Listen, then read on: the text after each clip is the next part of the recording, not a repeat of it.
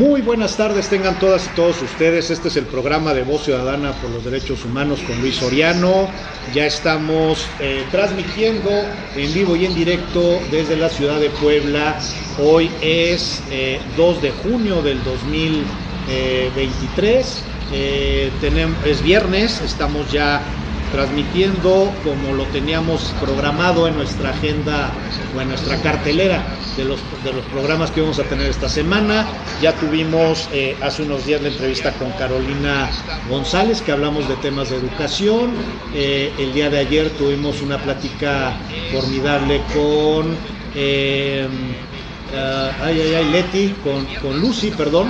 Lucy, que hablamos de su historia de vida, cómo estuvo todo el gasoducto Morelos, doña Medina, su mamá, y lo formidable que se ha construido ella. Hoy es abogada, del Ibero, derivado de todo este activismo que ha venido realizando.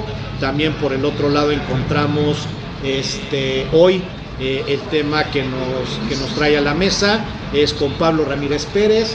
Él es un dirigente de la región de Huehuetla, de allá de esa zona.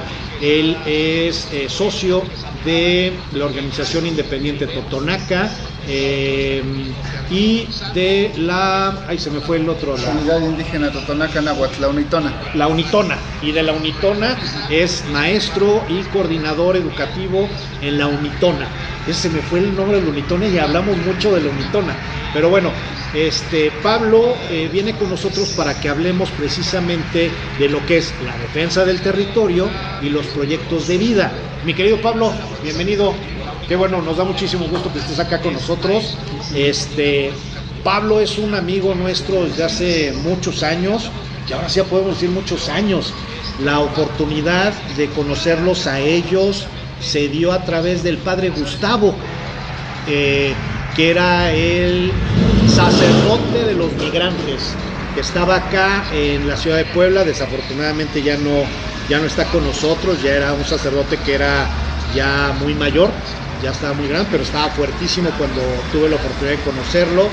Tuve la oportunidad de conocerlos a ellos a petición del padre Gustavo. Me acuerdo que me dijo: oye, quiero que conozcan a los camaradas de la OIT, traen algún tema. En ese momento no me acuerdo ya qué tema era el que traían en ese momento, pero es importante que puedan platicar, etcétera, etcétera. Entonces tuve la oportunidad de conocer a los líderes de la OIT, y bueno, Pablo era, en ese momento eras como el asesor jurídico, secretario de ellos, y ahí empezamos a trabajar, y desde ahí para acá nos ha tocado coincidir en muchas ideas. Nos ha tocado ir a Huehuetla a recibir todo el cariño de la gente de allá, echarnos unas cervecitas, a la ropa tradicional también de ahí. Cuando fui subsecretario tuve la oportunidad de que construimos algunos procesos de paz que eran necesarios ahí, con todo el apoyo y toda la ayuda de la gente de la OIT para poder generar esquemas de paz que se estaba poniendo un poquito complicado por allá. Y bueno, Pablo ha venido construyendo desde hace muchos años allá. Es un defensor de derechos humanos muy digno, muy reconocido, muy aceptado y muy conocido. Es cuando de repente hablamos de la región de allá, de Huehuetla, pues lo que nos viene a la cabeza es platiquemos con Pablo, y a través de Pablo podamos generar procesos allá. Entonces, para mí es un privilegio que estés aquí, Pablo, un honor que puedas acompañarnos, ¿no? Tlen Quintalanín, buenas tardes, compas, camaradas, amigos que pues siguen la transmisión aquí de nuestro camarada Luis Soriano. Como él dice, ¿no? Como bien dices, ahí vamos rato ahí compartiendo los vaivenes del camino, ¿no? Del andar pues por estos procesos de buscar la dignificación de las organizaciones, de los sujetos, ¿verdad? Que estamos tejiendo, estamos construyendo. Y pues como bien lo mencionas, ya un ratito que fuiste a Huehuetla. Un saludo de los compañeros, camaradas de allá de la organización. Ahí en Huehuetla, bueno, yo ahí estoy apoyando, aportando en la organización, en la OIT, pero también pues estamos ahí junto con los compañeros coordinando a nivel regional lo que le llamamos la Unitona, que es una organización ya más regional, que va de la mano con esta orientación, esta corriente de la Iglesia Católica que va más por la teología de la liberación, la teología india, pues un poquito pues tomando ejemplos como lo que hace el padre Gustavo, todo ese proceso que él impulsó y que a pesar de que él ahora está en la Casa Florida, ¿verdad? Sí. Nos está acompañando desde allá su espíritu, pero pues dejó sembrados procesos, así como el otros sacerdotes comprometidos con la zona, con los procesos, no solamente de las comunidades indígenas, ¿no? Procesos de pueblos, de los migrantes, de la diversidad sexual, bueno, diferentes temas, pero pues nosotros en aquella zona estamos pues desde la OIT, desde la organización de la OIT, generando procesos que le llamamos los proyectos de vida. Sí. Que para nosotros es por ahí. Sí, que eso es bien importante cuando le hablé a Pablo para preguntarle si iba a andar por acá por Puebla para que nos viéramos, que cuando ibas a estar por acá, que nos viéramos y que hiciéramos el programa, y que te decía, bueno, a ver qué temas traen o qué temas quieren que traigamos. Y cuando me dijiste proyectos de vida, eso es el lado positivo que tenemos que ver, porque nuestra lucha de repente es contra los proyectos de muerte, contra estos proyectos que hacen las transnacionales o sectores graves que están lastimando a la naturaleza, a los pueblos originarios, etcétera, y de repente empiezan ustedes a manejar desde tu perspectiva, desde tu visión, proyectos de vida. Y hablar de proyectos de vida es hablar de cosas bien profundas, ¿no? ¿Qué proyectos de vida hoy están construyendo desde la Unitona y desde la OIT? Ajá, fíjate que es muy interesante este concepto. Primero, como descolonizar el término proyecto, porque luego se piensa que los proyectos tienen que ser siempre, claro, apegados a un lucro, por así decirlo, ¿verdad? Sí, sí, sí. Desde esta perspectiva, los proyectos los planteamos como esos trabajos comunes que traten de dignificar a las comunidades. Concretamente, los ámbitos en los que trabajamos es educación, la salud comunitaria, salud colectiva, la defensa de los derechos, y dentro de eso entra la defensa del territorio. También la cuestión de pues el cuidado de nuestra madre tierra, lo que en la Unitona le nombrábamos la biodiversidad, el trabajo en el campo, cómo fortalecer esa parte. También lo que vemos es la economía comunitaria. Fíjate que es bien interesante cómo en los pueblos, en las comunidades, además de esta economía... Bájale un poquito a porque... Además de esta economía global, además de esta economía globalizante capitalista, hay dentro de las comunidades una economía más interna que es importante retomar, recuperar, fortalecer. Pues te tocó en Huetla lidiar un poquito ahí, ¿no? En ese proceso que nos ayudas mucho a mediar sobre la dignificación del comercio local, pues frente a pues otras lógicas, ¿no? Que eran más como traer comercio extranjero, casi o fuera de la región, ¿no? Como sacar pues el comercio, la vida del comercio, pues fuera de lo que pues le da sentido también al pueblo, pues, lo que es ahí en concreto en Huetla. Entonces, desde todas esas perspectivas, desde esos ámbitos, tratamos de que la organización sea pues ese proceso que motive, que fortalezca.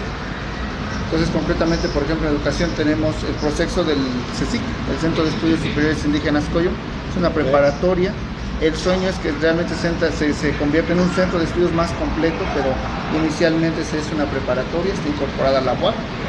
Y desde ese espacio, fíjate, es interesante cómo con los chicos, con los colegas que nos animamos, yo mismo ahí di mi servicio comunitario, cómo ver la educación desde este lado más humanizante, desde este lado más el aprender por el gusto, por el querer, por hacerse responsable de la vida, y como tratar de quebrar esa educación bancaria que pues sí está a veces, ¿no? Permea los procesos educativos. Y también ver a los jóvenes como estos sujetos que son los que nos motivan a hacer lo posible, porque a veces desde un discurso se ve a los jóvenes como aquellos que por sí están mal.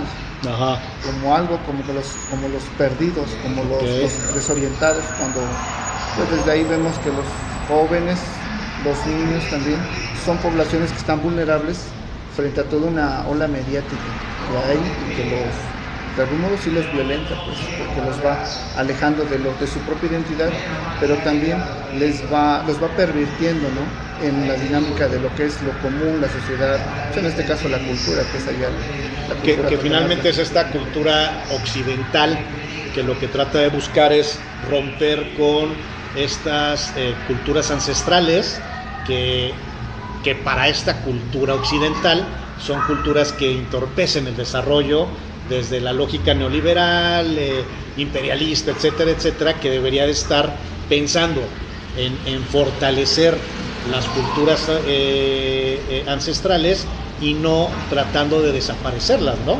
Exacto. Sí, no este asimilacionismo, ¿no? Esta idea de que eres totonaco siempre y cuando seas cómodo. Ajá. El totonaco o el náhuatl o el miembro del pueblo originario que cuestiona y que además de cuestionar pues con sus actos pues digamos incomoda cierta estética, cierta lógica. Pues tú lo viste en Huehuetla, es bien interesante cómo el mercado local pues, tiene una lógica. Sí, sí, sí. Y tiene una manera de trabajar la gente, pues eso hay una cercanía. Pero luego había estas ideas de decir, no, hay que modernizarlos, se ven mal las señoras que vendan en la banqueta, como que el indígena siempre, o los pueblos originarios se han visto como eso que a veces afea cuando se coloca el sujeto y defiende sus derechos. Pero cuando se acomoda en una especie de retrato bonito, en una estética como muy... Sí, cuando se busca una estética moderna, ¿no? Una estética moderna, por así decirlo, pues digamos que el indígena ahí es bien valioso, ¿no? Y es muy interesante cómo, desde la experiencia que nos compartiste en algún momento ahí en Huehuetla, de esta perspectiva de derechos humanos, ¿no? Ajá. De reconocer que, a fin de cuentas, somos sujetos con derechos y también con una responsabilidad dentro del espacio donde estamos. Entonces, pues nosotros tratamos desde ahí, desde la educación, con los jóvenes, por lo menos, que hay este amor por el pueblo, por lo que se sabe, que no se avergüencen, que el ser totonaco, que el ser náhuatl no sea sinónimo de decir de naco, de atrasado, de guarachudo, de apestoso, de peón, que son apelativos, que son violentos para los jóvenes y que les generan pues un rechazo. Desde esta perspectiva de la prepa tratamos de que se conozca un poquito la historia, la filosofía. Que sea un tema de orgullo. La lengua, ¿no? Que digan Escatlén, Quintalanín, Catlahualitlán, Timazacuane, Tomichú, no sé, préstame una tortillita, tengo hambre, en el idioma, o que por lo menos bromeen en la escuela, se hablan en totonaco, pues que no sea que no se sientan mal, porque de algún modo la escuela... Que no les dé pena su origen, ¿no? Bancaria, pues yo lo puedo decir, por ejemplo, en la zona, en algunos rasgos se está cambiando, ¿sí es cierto? Con esto de la nueva escuela mexicana, la propuesta que hay, pero sigue habiendo gestos de desprecio y de discriminación, pues que sí lastiman, ¿no? Entonces, por ejemplo, desde la educación, ese es como nuestro aporte que estamos trabajando, estamos dando. Oye, el martes tuve la oportunidad de entrevistar a Carolina González, que es una docente, una maestra que trae el tema muy profundo, el tema de la educación. Y yo, en mi afán de criticar a la famosa escuela mexicana, la nueva escuela mexicana, ella me dio una lección. Me dijo, no, a ver, espera. La nueva escuela mexicana, y ya nos explicó a la audiencia de qué se trataba, sino el tema es, hay que lograr esto, o sea, hay que lograr este objetivo, pero ya no como era antes, ¿no? O sea, no como era el tema de no puedes hablar en otro idioma que no sea el español, o sea, todos esos esquemas que obligaba el maestro desde su lógica de privilegio, el tener que hacer las cosas para cambiar a toda una comunidad, ¿no? Si no era desde el tema de el origen, de cómo vienen construyéndose, y el objetivo era que aprendieran la tabla del 2, ¿no? Y para aprender la tabla del 2 puede haber muchas formas para llegar a aprender eso. Y ese es el tema de la nueva escuela mexicana, que al final del día es respetando los usos y costumbres, construyendo, fortaleciendo orígenes, etcétera. La verdad es que sí me dejó callado Carolina, porque yo dije voy a criticar y a ver qué ven. No, al contrario, no viene mal esto, pero no es suficiente. Sí, claro. Pero sí es un buen paso. Es un paso interesante, pero claro, lo interesante es abajo. Okay. Ahora sí que a ras de piso. Creo que hay críticas válidas también, porque ningún modelo, ninguna propuesta puede ser en todo sentido homogéneo. Se tiene que criticar, se tiene que adecuar a los contextos.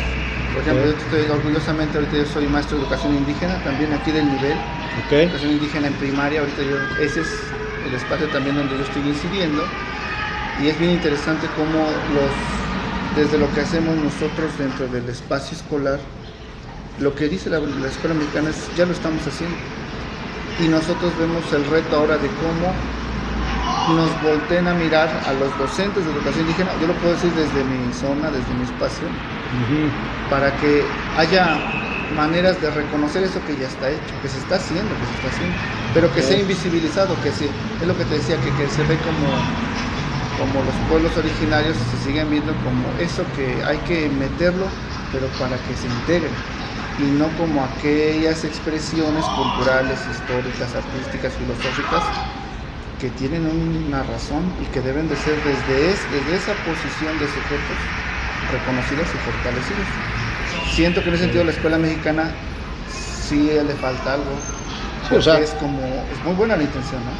Pero digamos que por lo menos es un paso hacia adelante, y no la escuela mexicana que había implementado Enrique Peña Nieto, Felipe, o sea, que es el tema de competir, ¿no? El tema de que la persona finalmente es parte del andamiaje de la producción.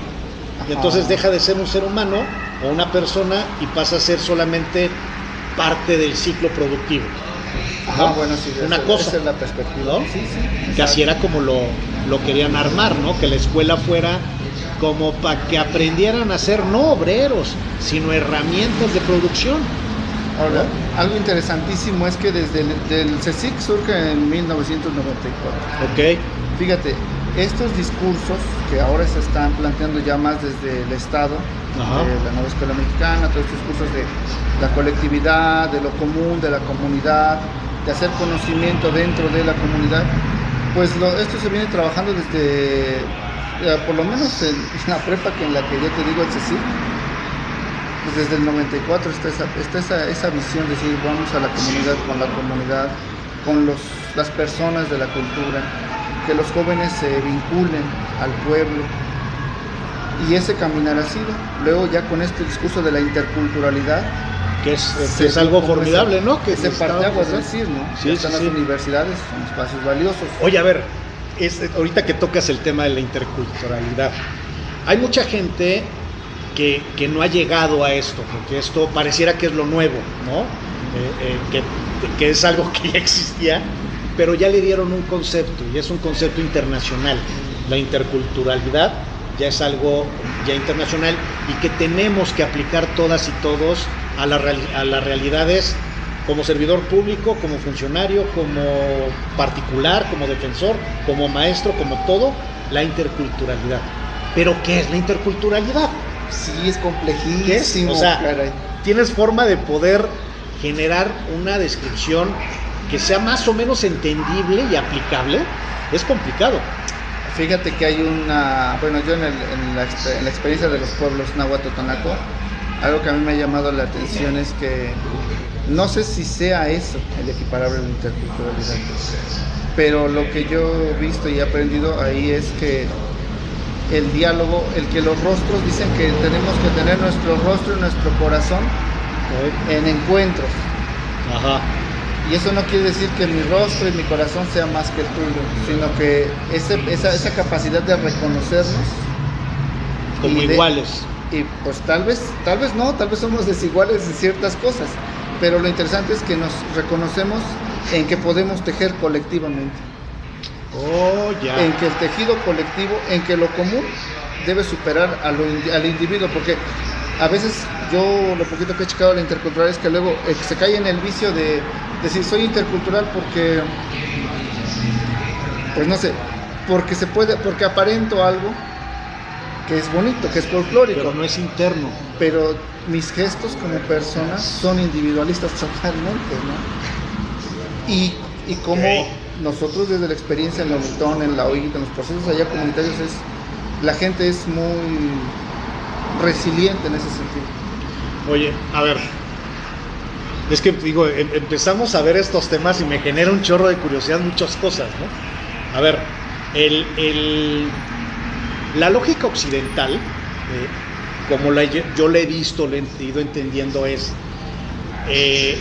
la competencia, la individualidad, el tema de que tú tienes que competir contra todos para tú llegar a esa posición, es el individualismo. Y si no llegas tú, arrastras al otro para que llegues tú. Aunque llegues, o sea, si llegas como llegues, pero ya llegaste y entonces tú eres el bueno. Eso es mucho, evidentemente, lo que es el individualismo, contrario o en contraste a la lógica ancestral, que es el colectivismo, o sea, el tema colectivo. Mientras el tema occidental es individualista, el tema de pueblos originarios es colectivo, generalmente. Es como uno de los contrastes. Pudiera ser, o sea, muy general. Sí, claro. ¿No? El otro es, no importa lo viejo, o sea, para el tema occidental, lo viejo es malo, ¿no? O sea, lo viejo es malo, lo viejo ya no sirve, lo viejo hay que tirarlo. Y para el tema de los pueblos originarios, lo viejo, lo antiguo, lo experimentario es lo sabio, es lo que hay que tomar, hay que aprender, hay que repetir, es el consejo de sabios, o sea, que también es un contraste, ¿no? Lo nuevo es para el occidente, lo originario, lo ancestral es un aprendizaje, ¿no? O sea, es otro contraste. Otro es este que dices, este tema de la interculturalidad es, tal vez seamos diferentes, pero sí podemos empezar a construir cosas juntos. Y para el occidente, lo que es diferente hay que desaparecerlo, porque tenemos que provocar que todo sea igual al estándar que yo decidí hoy que sea. Una expectativa, ¿no? sí. O sea, es como, esos son como contrastes de lo que se busca, y por eso hay tanto choque generacional, tanto choque cultural, o tú ves otra ruta. No, sí, está pero también está yo lo que noto es que se ha viciado los conceptos que Occidente ha planteado, interculturalidad, sustentabilidad, pues le dan sentido y reconfiguran una narrativa, entonces por el tiempo, pero creo que se han usado o se han pervertido en el sentido de que toda cultura que no se analiza, que no se mueve como el agua, que no fluye, se pierde. Yo siento que a veces el error de esos términos es que se quiere ver a los pueblos originarios como si fueran objetos de nicho. Y como tú dices, ¿no? Los abuelos, pues sí, cierto. Pero dentro de todas esas subjetividades, dentro de todas esas colectividades, hay cambios, hay discusiones, hay ejercicios de asambleas que nos permiten a nosotros como pueblos originarios pensarnos y repensarnos en el tiempo, en el contexto, y creo que eso permite que el sujeto político, porque a fin de cuentas eso también es importantísimo, que el sujeto político de los pueblos originarios, jóvenes, adultos, se coloquen, porque si no pasa que se romantiza mucho por un lado, pero por otro lado se niega el acceso a lo que realmente merecen esos pueblos. Yo te puedo decir el caso, por ejemplo, del juzgado indígena. El juzgado indígena es una institución que se logró gracias a todo un esfuerzo colectivo por instalar juzgados indígenas en la zona donde tenía incidencia el Unitón, y solamente hay 2 juzgados, que está el de Cuetzalan y el de Huehuetla, indígenas. Sí.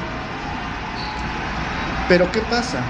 No se les da, este objetivo es donde la intercultural siento que es como, sí, sirve como un eslogan muy bueno, pero que en la práctica no visibiliza realmente y no reconoce al originario, al sujeto totonaco nahuatl, que piensa, que decide, que asume y que es portavoz de una herencia histórica y de un cargo, ¿no? Porque por algo está en esos espacios. Por ejemplo, esos espacios, el juzgado de Huehuetla pues ya tiene un tiempo desde el 2004. Que además fue una lucha de la OIT y de la Unitona, ¿no? Fuerte.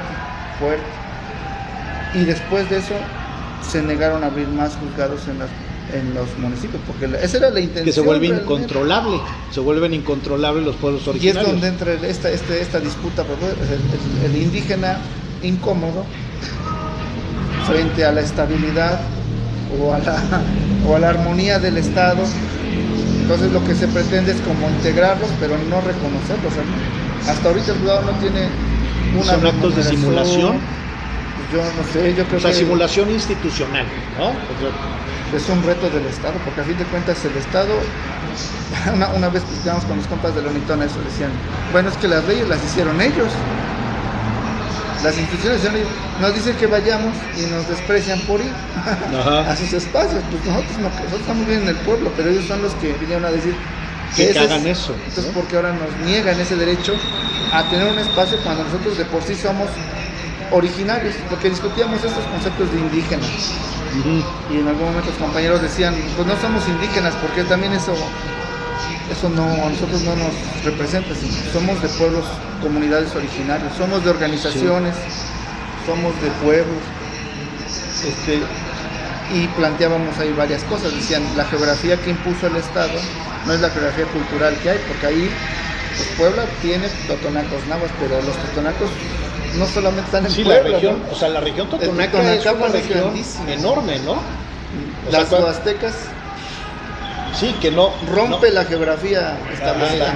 La estructura tradicional geográfica de hoy no es la misma estructura de los pueblos originarios, ¿no? O sea, hay estados que dividen a un mismo pueblo, ¿no? A los totonacas, a los aztecas, a los mayas. Sí, dicen, tú eres poblano, pues no es cierto. Yo tengo mi pariente, allá dicen así, ¿no? Tú me dicen que soy poblano, no, si yo soy totonaco porque mi pariente vive aquí en Veracruz, pero pues es mi pariente, no puedo... Que además no ahí está el tema, no, ¿no? O sea, para llegar a Huehuetla pasas por Veracruz, o sea, está al lado. Y, o sea, vas en Puebla, llegas a Veracruz y otra vez regresas a Puebla. Entonces, las geografías culturales llevan otra lógica a las geografías del Estado, claro está, ¿no? Sí. Y esto es bien interesante amarrado con lo que te decía del juzgado, porque fíjate que es bien interesante lo que los compas hacen. El juzgado tiene un reconocimiento del tribunal porque el juez está nombrado. Ajá. Y porque el mediador tiene un reconocimiento por parte del Centro Estatal de Mediación. O sea, hay un reconocimiento del Estado, es decir, sí, ellos están. Pero a pesar de todo eso, ellos tienen que atender asuntos que rebasan, si así lo viéramos, el espacio de Huehuetla, del municipio. Van a otros municipios a atender asuntos, a resolver. Pero es un tema totonaco. O sea, del pueblo totonaco. Y van. Aunque sean de otro estado. Sean de otro estado, han ido a Veracruz. Se han movido. Entonces los compas dicen, ¿cómo es posible que el Estado, sabiendo que esto es importante, porque se está mediando en el idioma, preguntando, resolviendo el problema preguntando, no nomás llegando y siendo punitivos, sino conciliando? Ellos no tienen policías, ellos tienen que apelar mucho al diálogo, y se resuelven las cosas. Pues a pesar de todo eso, no hay un reconocimiento, no tienen lo mínimo básico. Sí, que una de las, dentro de la famosa reforma judicial que hubo apenas, pues aumentaron mucho en las esferas de arriba, ¿no? En los magistrados y toda la estructura. Y no se reforzó y no se generó nada a los juzgados de pueblos originarios, ¿no? O sea, ni se les aumentó, ni se les apoyó, ni se les fortaleció a los que ya están, ¿no? Ahora fíjate cómo es interesante todo esto, ¿no? Cómo los pueblos originarios tienen los proyectos de vida, ¿no? Estábamos hablando de dos, ¿no? Educación, justicia. Sí. Pero el tema, abordando el tema de la defensa del territorio, fue bien curioso, porque nosotros en Huehuetla, nos invitaron por parte de la UNITONA en 2011 más o menos, 2010, 2011, a unos ejercicios de recuperación de la memoria histórica, y llegamos de varios pueblos. Y en esa recuperación de la memoria histórica de cada pueblo, que llegaron de Tetela, de Zacatlán, de Rocatlán, de varios pueblos, iba saliendo el comentario, oigan, ¿no han visto gente que se mete al territorio? ¿Cómo que gente se mete al territorio? Sí, unas camionetas que llegan con gente y se bajan y perforan. ¿Qué perforan? No, pues la tierra. No, pues no. No, pero yo sé que en mi pueblo hay unas gentes que están yendo a ver el río, que no sé qué. Y así empezaron a platicar los compas, ¿no? Y otros decían, no, es que también por mi pueblo yo veo que la autoridad está empezando a decir que pues hay que la modernidad, y que si quisiéramos una carretera buena, pues va a haber gente buena que nos va a apoyar. Y empezaron en el murmullo, en el diálogo cercano ahí. Decíamos antes en el cuchicheo, les decíamos nosotros. Salió el tema de que 2011 se estaban empezando a meter las empresas a explorar. Ahí los cacharon a tiempo. No, se puso fuerte, ¿no? Pero y lo interesante, fíjate que uno pensaría, bueno, desde una perspectiva occidental, que diría uno, pues ¿qué pueden hacer? No, pobrecitos pues indígenas, por decirlo, ¿no? ¿Qué pueden hacer? Pero lo interesante fue eso, ¿no? Se empezó desde el diálogo, y desde el diálogo se motivan foros, y desde los foros se motivan reuniones, y desde las reuniones se motivan asambleas, y empieza a haber intereses encontrados, pues, de gobierno, de otros grupos, Antorcha, por ejemplo, presidentes municipales que querían que se metiera a fuerzas, particulares de los pueblos que tenían ya como negocios ahí. O sea que ya traían, ya traían su plan de negocios. Ya traían. Y bien curioso, nos pasó en una asamblea que nos invitó los de la empresa, una empresa hidroeléctrica, nos invitaron a esa plática y fueron algunos compañeros de los pueblos, de las organizaciones, y el de la empresa decía, miren, vamos a represar el río y al agua va a ser para ustedes, nomás la vamos con la barra, pero ustedes pueden agarrarla. Y decía el compañero, oiga, pero no ha pensado en los pueblos de adelante. Si le cortamos el agua a los pueblos que están arriba, los de abajo van a sufrir. Se quedó callado. Y dice otro compañero, bueno, no se preocupe, dice, si nos van a quitar el río, pues que ya no pague la Sierra Norte la luz, dice, porque usted dice que es un beneficio, nos quitan algo, dice, pero pues ya no vamos a pagar. Para beneficio de algo, ¿no? Entonces, fue curioso porque, bueno, y ese momento fue ríspido, porque el señor se enojó, no puso cara, pero fue interesante porque dice el señor, pues que no es negocio eso. Y entonces dicen, entonces, pues no que de buena fe. Y entonces, en esos encuentros que tuvimos, se motiva lo que luego le conformamos como el Consejo Tillatlali, ¿no? Que es el Consejo en Defensa del Territorio, donde ya nos aglutinamos varias organizaciones, pero sobre todo ¿sigue funcionando el Consejo? Pueblos y procesos. ¿Y sigue funcionando ahorita el Consejo? Estamos en eso, seguimos en eso. Porque ese Consejo ahorita en estos tiempos es fundamental, ¿no? Porque hoy estamos viviendo escenarios muy complicados, ¿no? Vienen cambios de administración, de gobiernos debilitados por la propia naturaleza de lo que ha pasado, pero también vienen cambios y vienen esquemas complejos. Y este tipo de colectivos y este tipo de esquemas de organización son necesarios para enfrentar lo que viene, porque en estos vacíos, en estos momentos y tiempos de vacío, es cuando las empresas pretenden llenar esos vacíos, ¿no? Y es ahorita cuando pasan estos esquemas. Estas organizaciones siguen funcionando. Sí, articulando abajo, o sea, el mayor interés es articular abajo, porque algo que nos ayudó mucho fue que sacerdotes comprometidos, religiosos comprometidos junto con las organizaciones, en aquel entonces, 2011-2012, hubo esa coordinación regional. Es desde la pastoral social. La pastoral social, exactamente. Okay. Y se motiva todo ese proceso. Pero después con Moreno Valle hubo una desarticulación en la sierra. Con toda la intención, ¿no? De cortar. Pues se movió muchos sacerdotes y religiosos comprometidos con el proceso. Ahora están motivando en otros lados, que bueno también, ¿no? Que están articulando de otra manera en otros lados, pero allá particularmente se optó. Pero desarticuló la región. Por ir abajo, trabajar muy abajo, porque también la violencia, fíjate que es interesante del proceso del Tillatlali, además de otros que han estado ahí también. Ajá. Pero nosotros no queremos o no optamos por la violencia, porque sabemos que eso es un camino que ya está fabricado para criminalizar.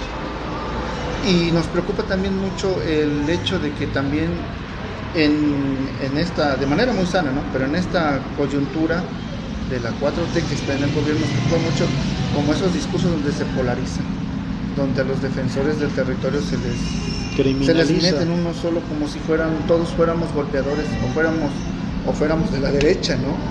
Entonces ahí eso también nos preocupa porque pues, no es por ahí. Creemos que también todos estos movimientos pues necesitamos espacios donde se nos escuche, donde se exprese del por qué, pues no solamente son razones de pues que a veces veo que las ocupa la derecha bien, ¿no? Para golpear, pero que nosotros tenemos más elementos pues porque estamos en el territorio. Entonces fíjate que ahorita esa es una preocupación que tenemos, porque afortunadamente se detuvo ahorita, ves que se logró que en Iztacamastitlán se frenara la concesión, ¿no? Pero frenar, no darlo por terminado. Sí, es una preocupación porque nos estamos dando cuenta que el agua se está escaseando y los recursos naturales se está sintiendo ya en el clima mismo, el cambio tan fuerte que está habiendo.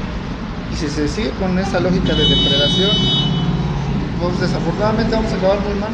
Y esa es una preocupación de los compas y las compañeras de las organizaciones, ¿no? Además son preocupaciones de vida, porque está en juego la vida y la muerte, porque ahí es el tema del agua, es el tema del ambiente, el tema de los cultivos, responsabilidad, todo, ¿no? O sea, el tipo de suelo, las minas a cielo abierto, o minas subterráneas, no importa, pero destruyan el suelo, el pues, fracking, ¿no? Entonces, el imagínate. fracking, todo eso. Entonces, sí son temas, es que esto que se está viviendo aquí en la ciudad lo ven muy lejano, ¿no? Como que no nos cae el 20, entonces soy parte de la ciudad, pero no nos cae el 20 de las luchas tan intensas y tan profundas que los pueblos originarios están realizando todavía hoy, que no es que se ha terminado ya con Andrés Manuel, sino que la lucha sigue. Las empresas depredadoras no han dejado de existir, los intereses económicos no han dejado de ceder, la política internacional de privatización, todo a favor de ellos, como el agua, el aire, el oxígeno, o sea, todo sigue existiendo. No es Andrés Manuel el que logró resolver esto. Podrá ser nuestro aliado, él, pero desafortunadamente hay mucha gente que no es aliada de esto, y nos tiene que caer el 20 que también Andrés Manuel ya se va, le queda un año para irse, y eso significa que ¿qué vamos a hacer? Muchas y muchos. La solución no es Morena, no es Andrés Manuel, la solución está en la organización, en la base, ¿no? Pues por ahí. Bueno, nuestra apuesta es por ahí. En la organización.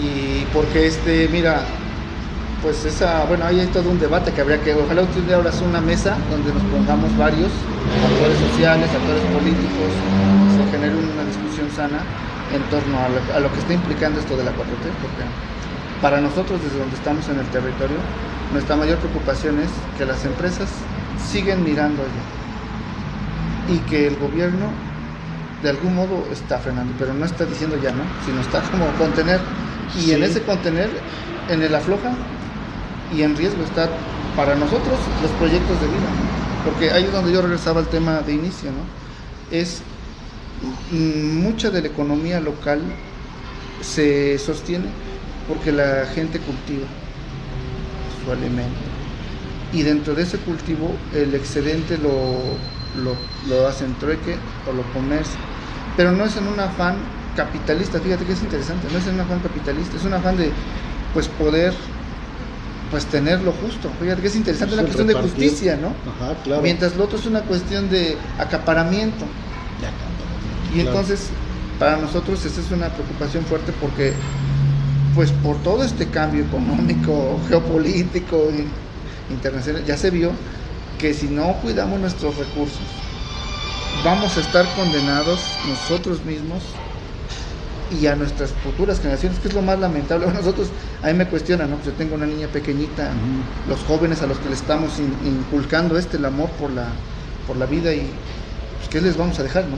Más que decir, mira, pues ese río antes era limpio, nadábamos ahí, y ahora te estamos entregando un río sucio, contaminado, ¿no? Enfermedades. Entonces, por eso es que la preocupación desde las organizaciones de donde estamos, los mismos procesos educativos donde estamos, esa es la preocupación, cómo fortalecer esa conciencia colectiva. O sea, no soy yo, sino somos, y si somos diversos, somos diferentes, se respeta, porque así somos, eso no podemos. La colonia desafortunadamente quiso plantear eso, ¿no? Tú eres igual a mí, pero realmente no es cierto. No, la diversidad debe de estar la riqueza, ¿no? Ahí tendríamos que empezar a caminar. Y en el anal, yo siento que como sujetos nosotros, desde nuestras trincheras, tenemos que tener apertura para confrontar y dialogar, y poner en común y contrastar. ¿Por qué? Porque estos tiempos ya nos requieren una capacidad. O sea, no podemos, a mí nosotros, yo lo veo personalmente, no podemos seguir en esa ruta donde la mesiánica idea brillante nos salva. Somos los colectivos, las voluntades comprometidas que van. Yo me admiró mucho cuando, teniendo el cargo, ¿no? Era cómodo que todos tocaran, no, pues tráiganmelos, ¿no? Ese compromiso de, sus políticos, ojalá estén, deben de estar. Que pues por eso me corrieron, amigo.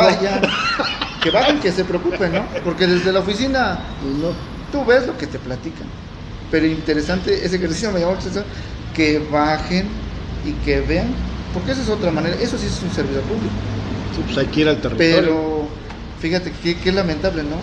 Quien hace bien su chamba son a los que nos corren. No, entonces, pero bueno, por ahí nosotros vamos. Entonces, como organizaciones, la defensa del territorio sí es importante porque pues está de juego la vida. Procesos educativos, procesos simbólicos, procesos culturales, históricos que ahí están, no solamente en la sierra, en los pueblos pues originarios. Y que además hay una lucha digna, inclusive en cada barrio, en cada comunidad, en cada junta, en cada ejido. De repente cada quien también trae su propia lucha, ¿no? Y puede ser contra el Estado depredador o la empresa consumista, o el mismo barrio, el mismo colectivo de enfrente, que a lo mejor ya se vendió el mejor postor y tú estás de... O sea, la lucha no para y la lucha tiene que seguir también, porque finalmente el ser humano, hay seres humanos que buscan dignificar las tareas que hacemos, y hay seres humanos que, pisando la dignidad, pretenden enriquecerse y beneficiarse en lo personal. Y esa es una lucha histórica, inclusive interna, que tú tienes que ir definiendo si sigo siendo congruente y digno, o pues me libro y me entrego a las mieles del poder, ¿no? Y eso es una lucha interna también. Y un planteamiento ético importantísimo es eso. Bueno, o sea, depende, ¿no? Sí, claro. Se respeta a cierto punto, pero ya en estas alturas yo creo que ya no puede, al menos nosotros, por todo el contexto que estamos viviendo en nuestro país. Fíjate que es bien interesante, ¿no? Se está viviendo una coyuntura política fuerte. Sí. Pero también es importante no perder de vista el componente ético de, bueno, ¿y todo esto para qué? No nos vaya a pasar como lo que ha pasado en experiencias en otros países donde la apuesta es por idealizar tanto que a la hora de colocar los sujetos, colocar el cuerpo, colocar las luchas, viene la derecha, vienen los grupos facciosos, los grupos criminales, y nos acaban. Porque es más fácil trabajar en algo materialista que en algo idealista, ¿no? Y eso es una lucha constante, ¿no? El capitalismo ha sido en ese sentido ha sido muy constante, pero pues nuestra apuesta es por ahí, creemos que sí es posible, pues ahí seguimos, pero sí es como irnos planteando todo esto, porque en este contexto pues ya son otras variables, ¿no? Claro. A como nos tocó cuando llegaron los proyectos mineros, ahora ya hay otra, ¿no? Ya hay otras constantes, pero lo que no se nos quita del corazón y de la mente es pues que la apuesta es por el pueblo, por las colectividades que están ahí. Fíjate que apenas en Huehuetla pasó un gesto muy bonito, y que nos debe dar mucho orgullo. En Huehuetla se están retomando los cargos y servicios comunitarios, que si bien es cierto que con el sincretismo los abrazó la Iglesia Católica, desde esta opción de la teología india, la teología de la revelación, pero se le da valor. Eso es bien interesante, frente a un derecho muy individualista, muy personalista, está un derecho colectivo, decir, miren, si todo esto nos da vida, pues hay que servir, claro. Si estamos sirviendo, eso nos da dignidad. Desafortunadamente, en todo este discurso mediático de individualizar al hombre, eso es lo que decíamos, las competencias. Fíjate cómo la educación permea, ¿no? El competir, el decir tú eres excelente, no importa que tú anules al otro, no importa que lo engañes, no importa que le robes, mientras tú estés, eso está bien, pues es una contradicción grandísima. Entonces, el pasado lunes 29 se celebró una celebración en Huehuetla.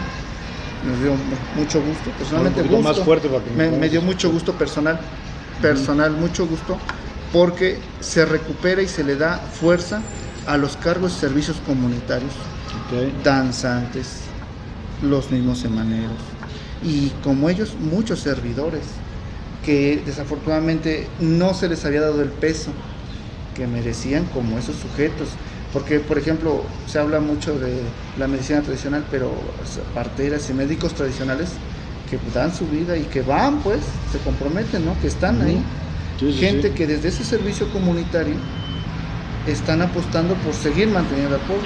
¿Y esta es una iniciativa de quién? ¿De la OIT? No. Está abrazada entre varios, el Consejo de Ancianos, el proceso pastoral de la parroquia, porque la verdad el padre que está ahí pues es paisano, es de ahí, conoce, le gusta, se preocupa, le interesa. Que no tiene mucho tiempo de haber regresado. No, apenas está, ya es recién empacado y le gusta, pues. La misma OIT y pues las comunidades. O sea, es un proceso realmente comunitario. O sea, social y comunitario. La intención ahorita es fortalecer eso, fortalecerlo, porque yo sentimos que por ahí es, y el presidente municipal, que lo conozco bien, no está así como que no le gusta mucho eso. Esas cosas no le gustan a él. Habría que verlo, habría que me llama mucho la atención porque ellos pues no se han manifestado renuentes. Entonces ya van de salida, ya no puede repetir tampoco. Sí, ahí ¿no? sería ver. Pero es interesante porque la gente, la mayoría de los que están sirviendo en las comunidades, dando servicio, dicen, sí, esa es una muy buena apuesta. Y se hizo un decreto, un documento que le da sustento. Fíjate que eso es importante, ¿no? Dar sustento a eso que sí le da vida a los... Y ese documento es firmado por las comunidades. Es muy fuerte eso. Esto me parece muy bonito y muy importante, porque fíjate que bueno, yo he visto algunos eslogan que dicen que pues que hay que recuperar la cultura, pero eso que es fundamental, eso que es la base, pues eso sería lo primero. Y que como cosas muy importantes que vayan a hacer, que tienen proyectado hacer a razón de eso. Pues ahorita tenemos pensado en lo posterior tener un espacio para profundizar más en estos cargos y servicios, porque sí creemos que la democracia, por así decirlo, si le podemos poner ese apelativo occidental, la democracia pues se construye desde ese diálogo. Claro. Y desde ese servicio, porque la apuesta es por ahí, desde esa perspectiva que tenemos nosotros ahí. Entonces es un paso muy bonito, pero te estoy hablando de un hecho, pero por ejemplo hay muchos más. Por ejemplo, los compas que están en las radios comunitarias están haciendo también un aporte de documentación muy importante. La radio de Tosepan, la radio de Chinaca, que está en San Miguel Sinacapa, esos compas también están aportando mucho. Las compañeras de los colectivos feministas también que están ya en la región y que están haciendo trabajo con mujeres, porque algo cierto y que no nos tenemos ni que satanizar ni que espantar es, pues sí, mucha violencia y machismo y estructuras patriarcales que sí lastiman y laceran. Desde ahí se está trabajando y así como ellos se está aportando, se está tejiendo, pues vamos así despacio, porque creemos que así es, ¿no? Que queda sentado, o sea, que realmente sea fuerte desde origen, desde la base, para que pase lo que pase, sigan trabajando y evolucionando.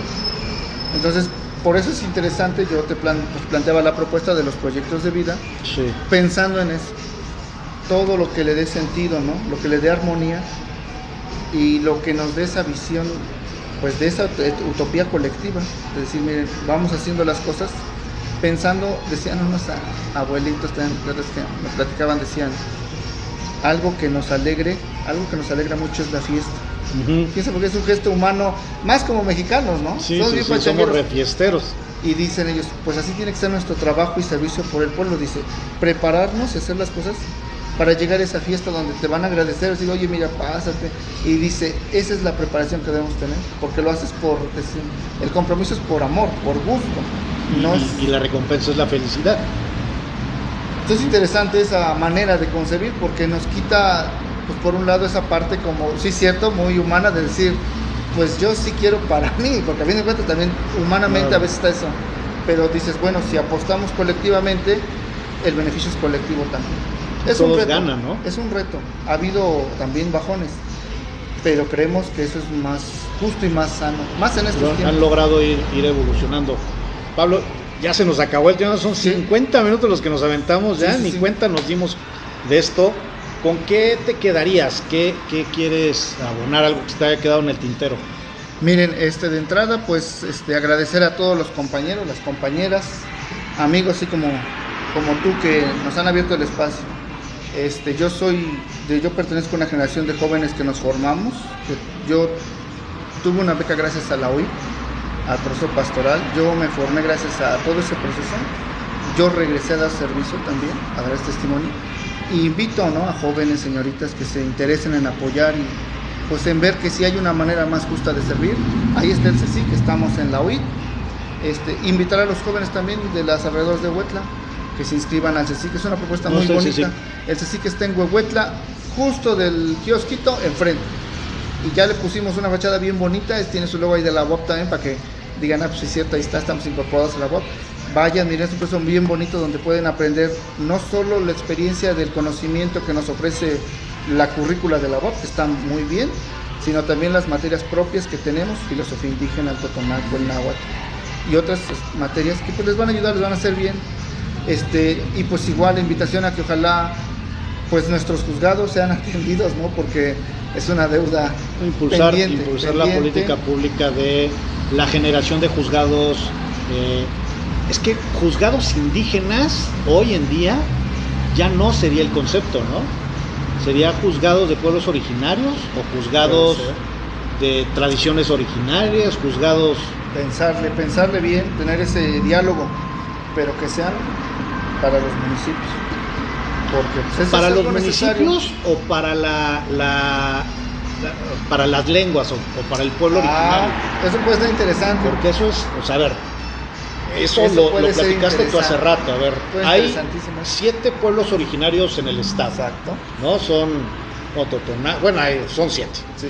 Estos 7 tendría que tener su propia representación judicial. O sea, pero hablar de eso es hablar de que hay náhuatl acá, como hay náhuatl allá, acullá, como hay totonacos en Puebla, en Veracruz, en tal. O sea, se vuelve un poco complicado. Regionalizar el juzgado totonaco de Puebla, eso a lo mejor sería más factible. El juzgado mixteco de Acatlán sería más factible. O juzgado mixteco de Puebla. O sea, son juzgados que pudieran funcionar así por el tema de son leyes diferentes las de Puebla, las de Oaxaca, por las el de derecho Veracruz, positivo, etcétera, claro, ¿no? tiene sus particularidades, o sea, pues. que tiene que haber ahí un tema, ¿no?